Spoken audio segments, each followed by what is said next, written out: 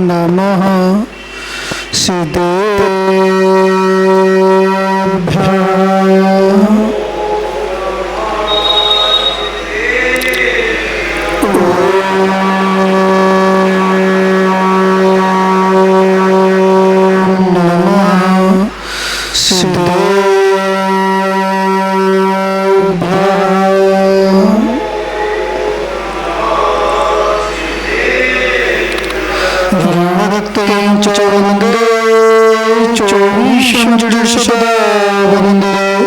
पंचगुरुणा वंदे चरणं चरणं सदा वंदे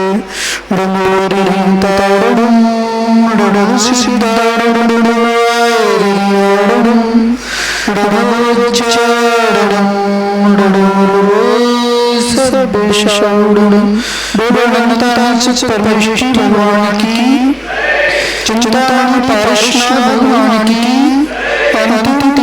वर्धमान स्वामी की, गौतम वर्धन स्वामी की, धनस स्वामी की, पुष्पगंध बाबा भूतवली स्वामी की, आचार्य श्री विनोद सागर जी महाराज की, गणाचार्य श्री विराट सागर जी महाराज की, आचार्य श्री विश्व सागर जी महाराज की, आचार्य श्री विनिचय सागर जी महाराज की, शुद्ध पंचमी की, तीन कमल गुरुराज की, अहिंसा परमो धर्म की,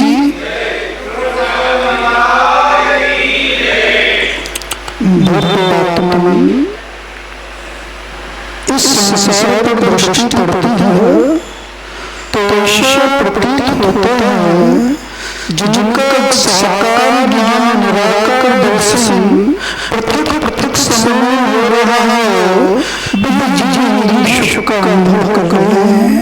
और जिनका साकार ज्ञान निराकार दर्शन युग पथ समय एक ही समय में साथ हो रहा है, अतिथि सुख का अनुभव कर रहे हैं। पर आचार्य ने कहा है जिनका ज्ञान दर्शन अलग अलग समय में हो रहा है, पुरुषार्थ कर सकते हैं, जो पंचचरी है, जो शरीर है, जो मनुष्य है, जो पर्याप्त है, जो कर्म निबद्ध है, जो 8 वर्ष संपन्न से अधिक आयु वाले हैं, जो पुरुषार्थ कर सकते हैं, धर्म पुरुषार्थ कर सकते हैं, मोक्ष पुरुषार्थ कर सकते हैं, जो अनादिम काल से जो प्रत्येक संस्कृति चला रही है, इस संस्कृति का विनाश कर अनंत सुख का अनुभव कर सकते हैं। आज शुद्ध पंचमी है, क्या है? जितने भी सिद्ध हुए हैं, जितने भी अनंत हुए हैं, वो किसके बल पर हैं? शुद्ध ज्ञान के बल पर हैं। आचार्य वो कह रहे हैं शुद्ध ज्ञान केवल ज्ञान की जननी है। किसकी जननी है? केवल ज्ञान की जननी है। अगर शुद्ध ज्ञान है तो केवल ज्ञान प्रकट होगा ही होगा, ये निश्चित है। और शुद्ध ज्ञान का प्रभाव है वो कोई ज्ञान है तो केवल ज्ञान होगा नहीं है। शुद्ध ज्ञान के प्रति पीछे किसकी है? कितने लोगों के पीछे है? शुद्ध ज्ञान के प्रति पीछे कितनी है? महाराज हम तो सुबह उठते तो पेपर पढ़ते हैं, क्या पढ़ते हैं? पेपर पढ़ते हैं, ज्ञान की प्रति करते हैं। पर आचार्य कह रहे हैं जहाँ पर शून्य ज्ञान होता है वहीं पर शुद्ध ज्ञान होता है, वहीं पर आत्म तत्व की पहचान होती है, आगम की पहचान होती है, जो दर्शन की पहचान होती है। पहचान पल की क्यों पड़ी? वो भगत स्वामी चिंतन कर रहे थे, कल काल चल रहा है, क्या चल रहा है? कल काल चल रहा है, कल काल का प्रभाव है, यहाँ तक जीवों का ज्ञान कैसे नहीं हो रहा है। तो अंतिम तीर्थंकर भगवान महावीर स्वामी को केवल ज्ञान के बाद मोक्ष मिला तो 3 अनंत के रूप क्या हुए, उसके बाद 5 अंग के लिए ऐसे 8 के रूप, और 8 के रूप का प्रारंभ हुआ तो पूर्व के धारी और अंग के रूप का आना प्रारंभ हो गया।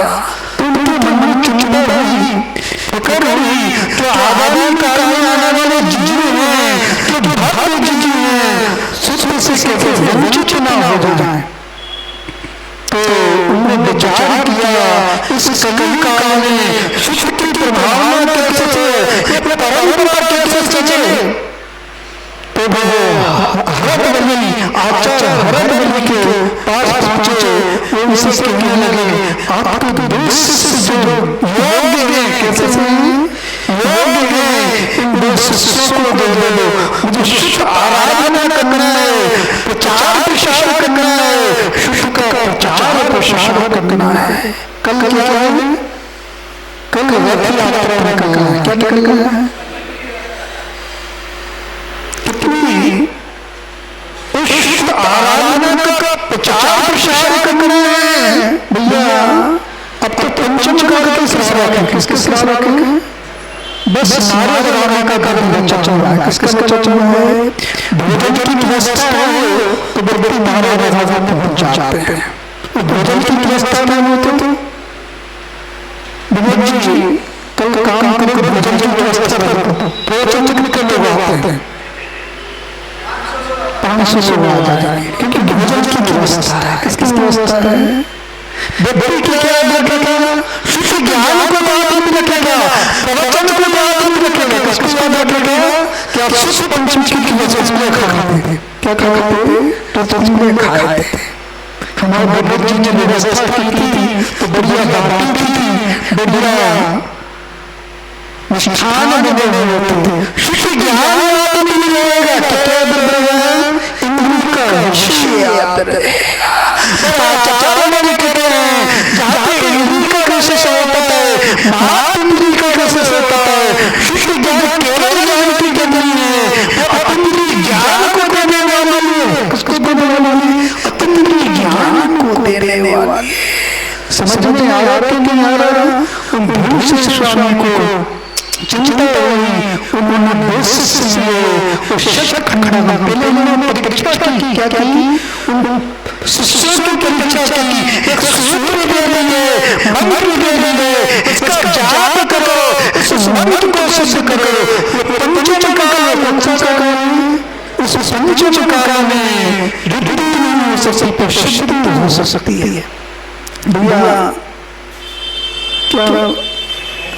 क्या क्या हो सकती है, सिद्धि हो सकती है। कोई किसके पंचम काल में किसी से रुद्धि है, पंचम काल में रुद्धि नहीं हो सकती, क्योंकि काल का प्रभाव है। किसका प्रभाव है, पंचम काल का प्रभाव है, पंचम काल का प्रभाव है। पंचम काल में रुद्धि नहीं हो सकती, सिद्धि हो सकती है। व्यक्ति मंत्र जाप करते हैं और विश्व साधन होते हैं। क्या होते हैं, किसी व्यक्ति को सर काट ले वो मंत्र किसी श्री का करे तो वो विश्व साधन उतार लेते, तो उससे लगता है कि मंत्र किसी श्री हो सकती है। तो दो शिष्यों को उन्होंने जाप मंत्र दिया, वो जाप कर रहे थे, आराधना कर रहे थे। एक में अंग एक ज्यादा था, एक में मात्रा ज्यादा थी और एक में मात्रा कम थी।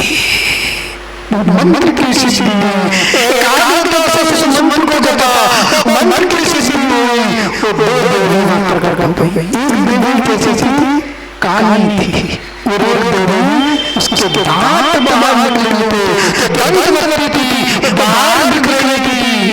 उन्होंने सोचा हम मंत्र तो से जपा है, वो उच्चारण तो से किया है, एकाग्रता से जपा है, पर विकृति की क्या रही है। उन्होंने व्याकरण से लगाया तो व्याकरण से उन्होंने उस मंत्र को देखा तो एक में एक मात्रा ज्यादा बड़ी थी, एक में एक मात्रा कम थी। व्याकरण की उसकी सिद्धि की, उन्होंने उस मंत्र को जपा, आराधना की और जब भी मंत्र जाप किया तो पुनः प्रकट हो गई, यथार्थ रूप में प्रकट हो गई। भैया आप मंत्र का जाप करते हो, विशुद्धि बढ़ रही कि नहीं बढ़ रही? विशुद्धि बढ़ रही कि नहीं बढ़ रही? महाराज मंत्र का जाप भी करते हैं और जो बाबा उनके पास में चले जाते हैं, जो गुरु है उनकी उपासना करते हैं, यहाँ पर सूर्य की उपासना करते हैं, सूर्यदेव की उपासना करते हैं, और असाता कर्म का उदय आता है, असाता कर्म का उदय आता है, तो मिथ्यात्व में चले जाते हैं। किसका प्रभाव है? कोई मिथ्यात्व का प्रभाव है, कोई ज्ञान का प्रभाव है। तो हमने उस मंत्र का जाप किया, गुरु के पास आए, मंत्र की सिद्धि हो गई, पूरी घटना बता दी, फिर सचखंड ग्रंथ की रचना की। आज जो महाग्रंथ दिख रहे हैं उन्हीं का उपकार है। उपकार चुका पड़े कि नहीं चुका पड़े? निकलंक की आहुति दे दी, क्या दे दी? अपने प्राण की आहुति दे दी। जिन निकलंक की प्रभावना के लिए निकलंक के प्राण की आहुति दे दी। भैया आहुति समझ में आ रही कि नहीं आ रही? स्वाध्याय करते कि नहीं करते? यदि आप स्वाध्याय कर लो, क्या कर लो? स्वाध्याय कर लो तो अपने ऋण को चुका रहे हो, कि ऋण चला हुआ है, तुमने आहुति दी थी, तुमने कल उपकार किया था, उस उपकार को चुका रहे हो। अगर स्वाध्याय नहीं कर रहे हो तो आप अपनी कृतज्ञता को प्रकट कर रहे हो। जो उपकारी का उपकार नहीं मानता वो कृतज्ञ होता है। क्या होता है? कृतज्ञ होता है। समझ में आ रहा कि नहीं आ रहा? तो नियम होना चाहिए। पहले परंपरा थी, वाचना की परंपरा थी। पहले जैसे सूरज का अस्त होता था तो लोग वाचना करते थे, करते थे नहीं करते? महाराज तो दर्शन करने नहीं आते। पहले बहनी जी असाटी थे। कौन थे? बहनी जी असाटी थे। उन्होंने वाचना को सुना, शुद्ध ज्ञान को सुना और हृदय में परिवर्तन हुआ। ऐसा परिवर्तन हुआ, उन्होंने जैन दर्शन को स्वीकार कर लिया, हिंदू दर्शन में जन्म लिया और जैन दर्शन को स्वीकार कर लिया।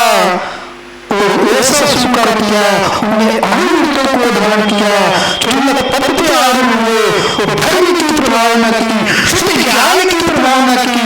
जगह जगह विद्यालय खुलाए। क्या खुलाए? जगह जगह विद्यालय खुलाए।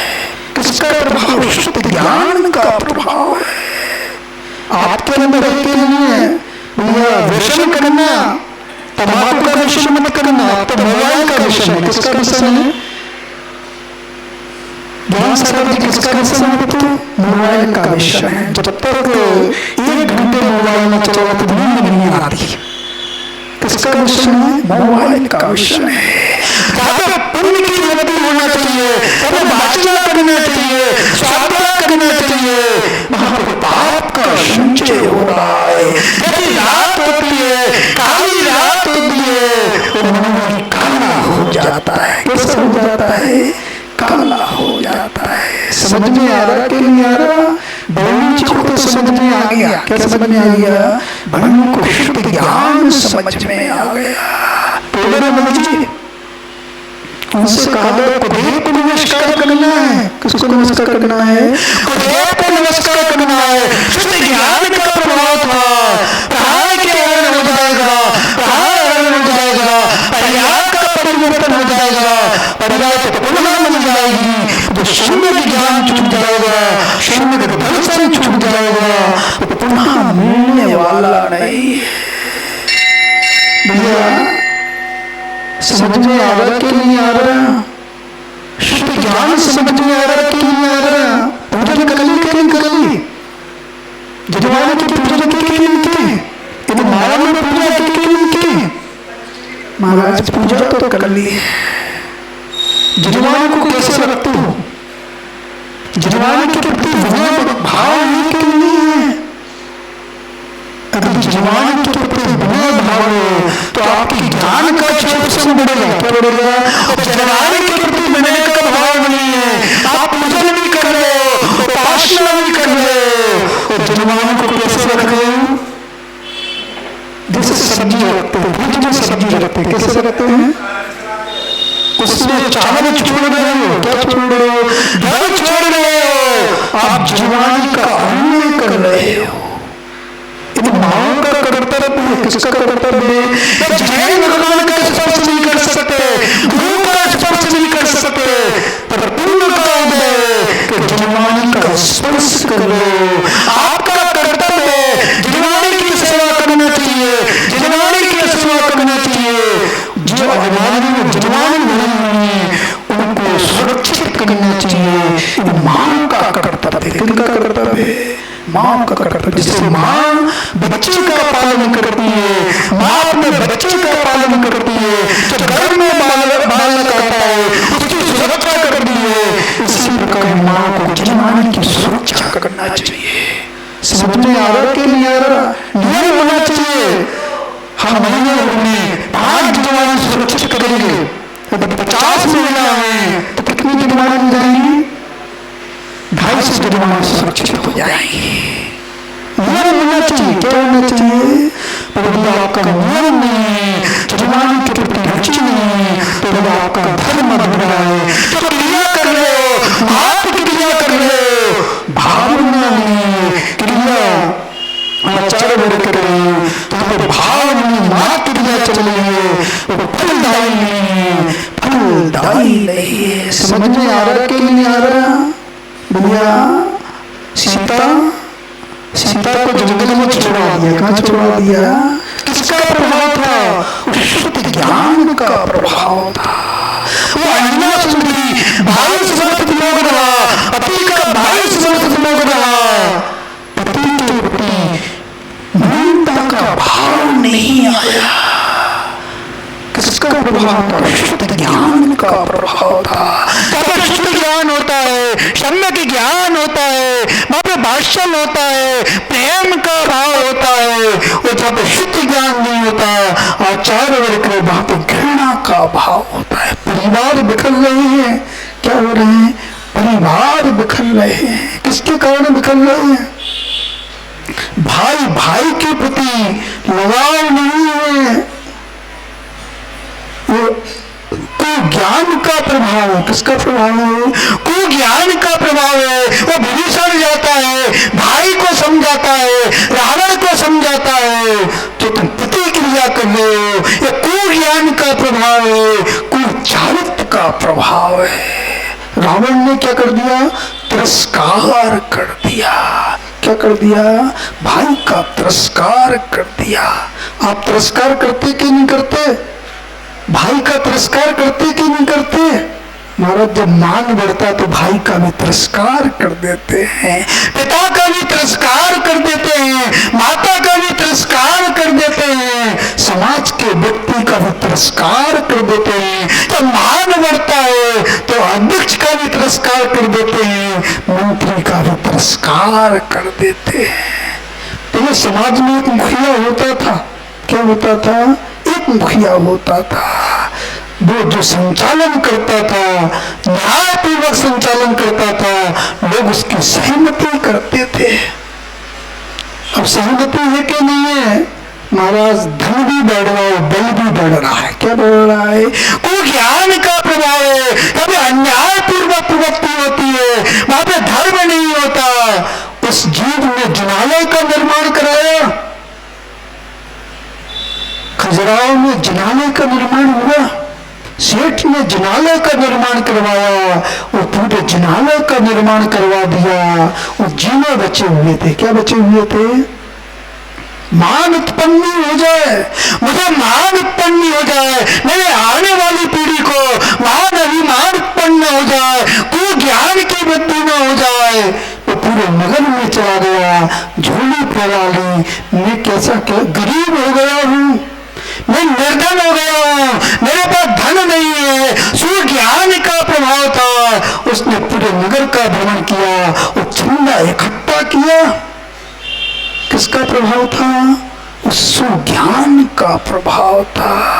आपका कैसा प्रभाव है महाराज? अब तो केवल भगवान जानते हैं। कौन जानते हैं? केवली भगवान जानते हैं।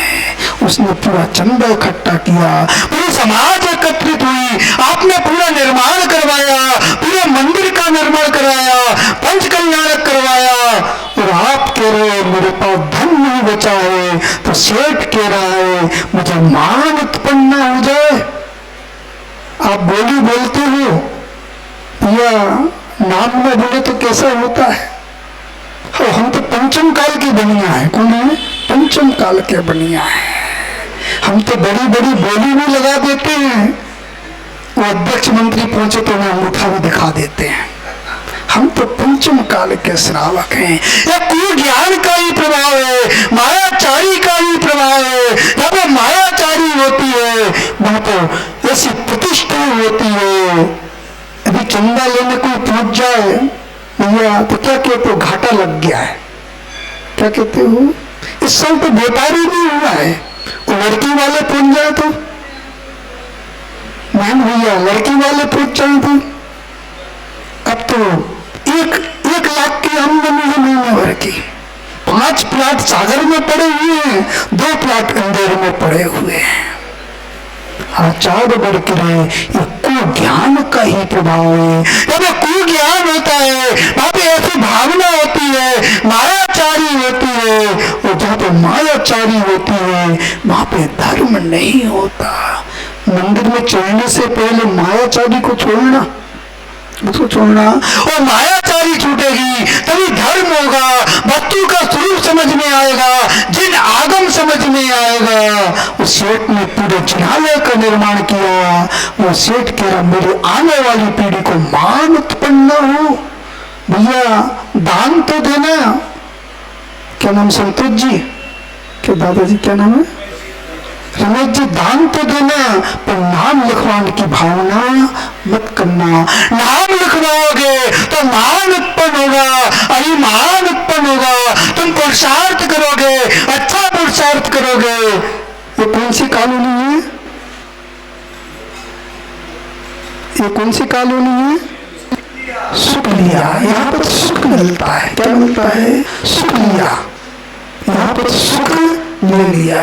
देखो तो नगर श्रेष्ठ हो जाता है जहां पर विक्रम संत हो। यहाँ पर प्रशंसा जी महाराज यहाँ के नगर गौरव है, और साधना श्री स्वाध्याय श्री माता जी इसी सुखलिया से गए। कहां से गए? जिस नगर से कोई दिगंबर संत नहीं हो जाता है वो स्थान श्रेष्ठ हो जाता है, वो तीर्थ बन जाता है। आचार्य बोल के रहे हैं जिस नगर से माँ धन्य है, 3 माँ धन्य है। कौन सी कितनी माँ धन्य है?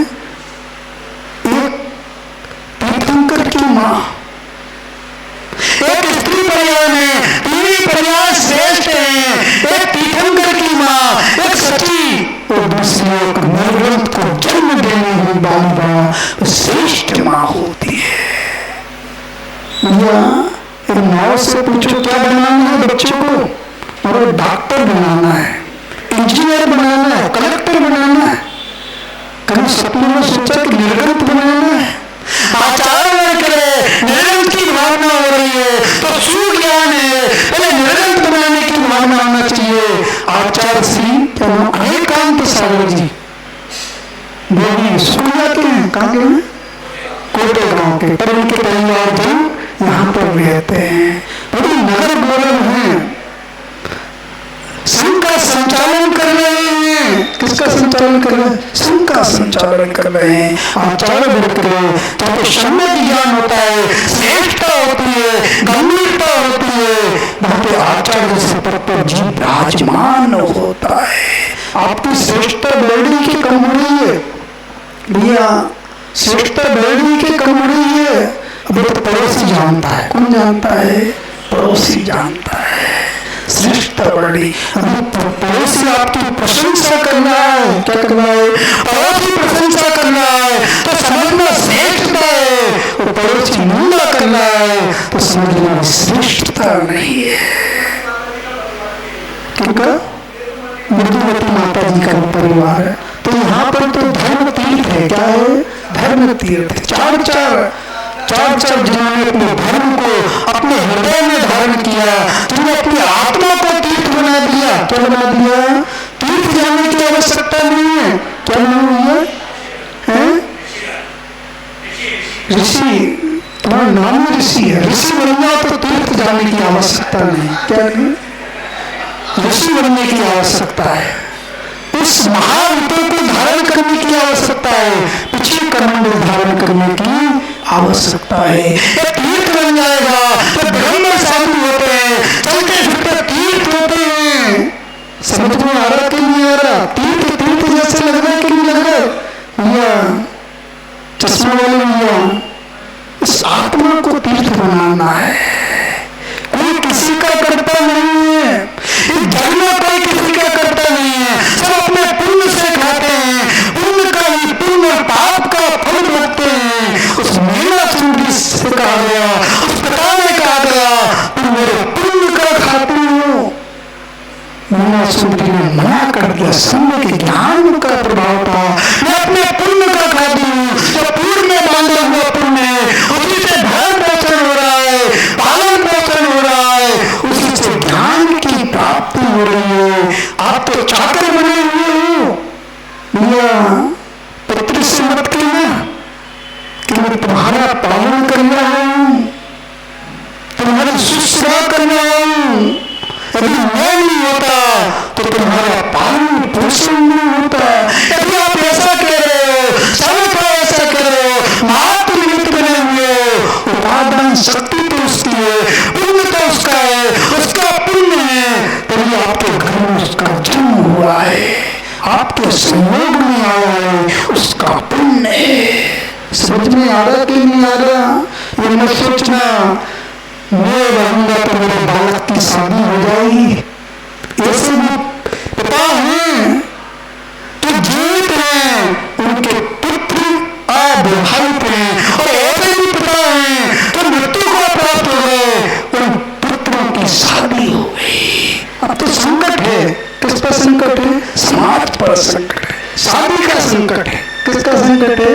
शादी का। जोत में लड़का है तो शादी होगी। 1 लाख रुपये महीने कमा रहा हूं, अब क्या देखते हैं?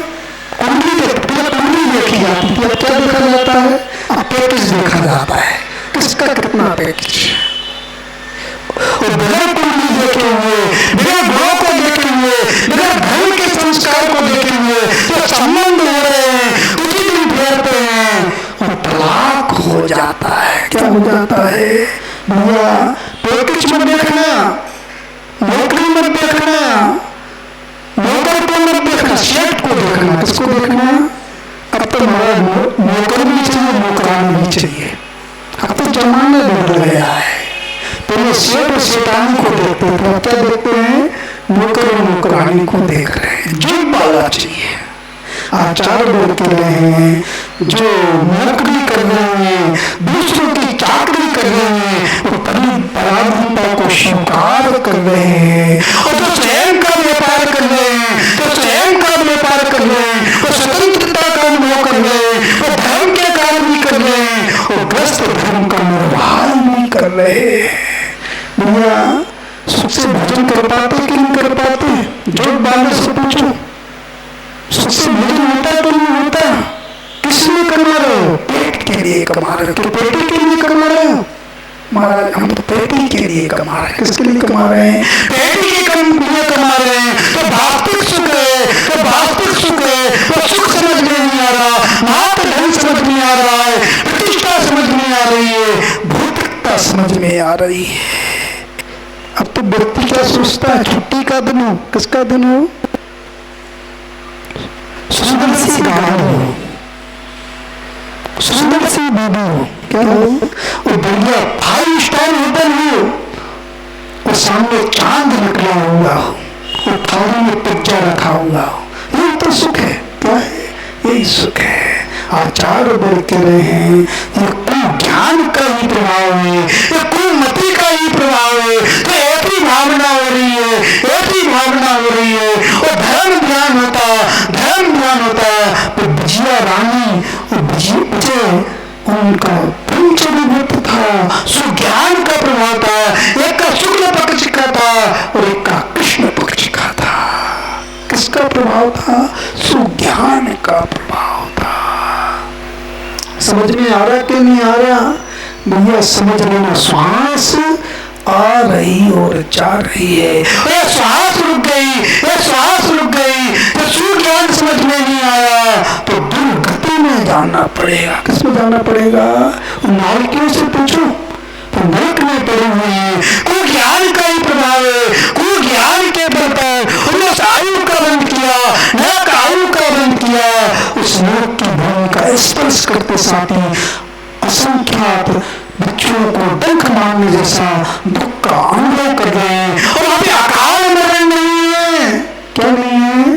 देह के असंख्यात टुकड़े होने के बाद भी वहां पे अकाल मरण नहीं है। निरंतर दुख भोग रहे हैं। और प्रथम नरक की उत्कृष्ट आयु एक सागर की है। कितनी है? एक सागर की है। तुम्हारी आयु कितनी है महाराज? अभी तो वर्तमान का सुख दिख रहा है। किसका दिख रहा है? शरीर का सुख दिख रहा है। आचार देख रहे हैं तो शरीर का सुख देख रहे हैं, तो नरक जाने की तैयारी कर रहे हैं। जो आत्मा का सुख देख रहे हैं तो मोक्ष जाने की तैयारी कर रहे हैं। भैया कहाँ जाना है? कहाँ जाना है? आचार्य वर्ग के जीव मरणांतिक समुद्घात करता है। क्या करता है? मरने से पहले मरणांतिक समुद्घात करता है। जहाँ पे जन्म लेना है उस स्थान का स्पर्श करता है। नरक की सैया का स्पर्श करोगे कि स्वर्ग की सैया का स्पर्श करोगे? किसका स्पर्श करोगे? आचार्य वर्ग के सूर्यज्ञान का प्रभाव है तो स्वर्ग की सैया का संयोग के साथ दिव्यायु का बन होगा, मरण होगा। मरणांतिक समुद्घात करोगे तो स्वर्ग की सैया का स्पर्श करोगे। और पूर्ण ज्ञान के साथ नरक आयु को बांध लिया तो नरक की सैया का स्पर्श करना पड़ेगा। समझ में आ रहा कि नहीं आ रहा? भैया समझ लेना। कहाँ फेंक लेना है? कहाँ फेंक लेना है? स्वर्ग में फेंक लेना है कि नरक में लेना है? आचार्य वर्ग के लोग जो प्रति आहार दान दे रहे हैं, आहार दान दे रहे हैं, उनका भोग उन्होंने जन्म होगा। वे त्याग के साथ भी मनुष्यों को दानेंगे, दान करेंगे, उससे पुण्य का संचय करेंगे। उनका भोग भूमि में जन्म होगा, भोग भूमि में जन्म होगा। कितने काल में जन्म लेना है? जो कोई ज्ञान वाले हैं, जिनके धर्म के प्रति रुचि नहीं है, जो ज्ञान को समझ नहीं रहे, उन्हें छठे काल में जन्म लेना है। तब दुखमा काल है, तब अग्नि समाप्त हो जाएगी, अग्नि समाप्त हो जाएगी। आचार्य वर्ग के एक दूसरे का मांस खाएंगे, मिट्टी खाएंगे। क्या खाना है? तो होटलों पर पिज्जा खा रहे हैं। क्या खा रहे हैं? तो होटलों का भोजन खा रहे हैं, बदरिष्टम का भोजन खा रहे हैं, अलग पदार्थ का सेवन कर रहे हैं। कोई ज्ञान से ऐसे पाप का संचय कर रहे हैं, ऐसे पाप का संचय कर रहे हैं, ऐसे पाप को नहीं जान सकते हैं। छठवें काल में जन्म भी हो सकता है। समझ में आ रहा कि नहीं आ रहा? भैया ज्ञान चक्षु खुल रहे कि नहीं खुल रहे? मनुष्य पर्याय है, कीमती पर्याय है। कौन सी पर्याय है? कीमती पर्याय है। किसकी कीमत समझ में नहीं आई, कीमत समझ में नहीं आई तो आचार्य वर्ग के संसार में परिवर्तन करना पड़ेगा। जिन आचार्य ने महान उपकार दिया, शुद्ध की रचना कर दी, मोक्ष मार्ग दिखा दिया, उस शुद्ध ज्ञान को हृदय में धारण करो, शुद्ध को धारण करो तो ये आत्मकल्याण हो सकता है। उस सेठ ने पूरा चंदा इकट्ठा किया और जीवों का निर्माण किया और मंदिर का निर्माण कर ये लिख दिया, जो इस जिनालय की पूजन करेगा मैं उसके दास का दास हूँ। क्या हूँ? दास का दास हूँ। किसका प्रभाव है? उस समय ज्ञान का प्रभाव है। किसका प्रभाव है? समय ज्ञान का प्रभाव है। तो भैया समय ज्ञान को समझना, जितने भी सिद्ध हुए हैं केवल ज्ञान से हुए हैं। बाद में जब स्थान जैसे जीव प्रवेश करता है तो संपूर्ण सुख का ज्ञाता हो जाता है, संपूर्ण सुख का ज्ञाता होता है। और जब भी संपूर्ण सुख का ज्ञाता होता है बाद में जब स्थान में वो दर्शना मरणी, ज्ञान मरणी वो अंतराल प्रगति का क्षय करता है, वो जैसे भगत में क्षय होता है, वो तेरहवें गुणस्थान में प्रवेश करता है, तेरहवें गुणस्थान में प्रवेश करता है, तो वहाँ पर साकार ज्ञान और निराकार दर्शन युगपद होता है। और जहाँ पर साकार ज्ञान और निराकार दर्शन युगपद होता है, वहाँ पर अनंत चतुष्टय प्रकट होता है। वहाँ पर अनंत चतुष्टय प्रकट होता है, वहाँ पर अनंत ज्ञान होता है, अनंत सुख होता है, अंत की भावना भाते हैं। जिन आचार्यों को उपकार किया, उनका उपकार चुकाने के लिए प्रतिदिन वाचना होना चाहिए, यहाँ पर स्वाध्याय होना चाहिए। जो पूर्वजों की परंपरा थी वो निरंतर आगे बढ़ना चाहिए, और पूर्वजों की परंपरा बढ़ेगी तो आचार्य के धर्म की प्रभाव होगी, सम्यक ज्ञान बढ़ेगा। और सम्यक ज्ञान है केवल ज्ञान की जननी है, अनंत सुख की जननी है।